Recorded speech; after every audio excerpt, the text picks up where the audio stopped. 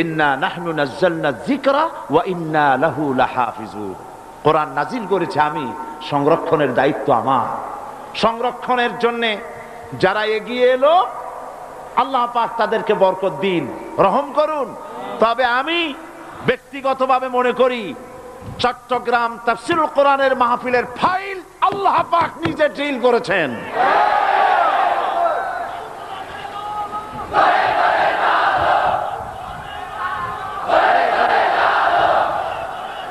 কোরআনের সাথে, কোরআনে কারীমের সাথে যারা সম্পর্ক জোড়ে আল্লাহ তাদের ভাগ্য সুপ্রসন্ন করে দেন, আর কোরআনের সাথে যারা বেয়াদবি করে আল্লাহ তাদেরকে শেষ করে দেন, ইতিহাসের আস্ত করে নিক্ষেপ করে।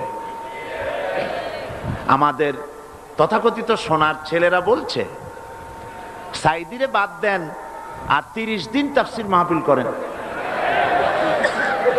আমি বিশ্বাস করতাম এই কথা যদি ওরা ওদের জীবনেও একটা তাফসীর মাহফিল করত।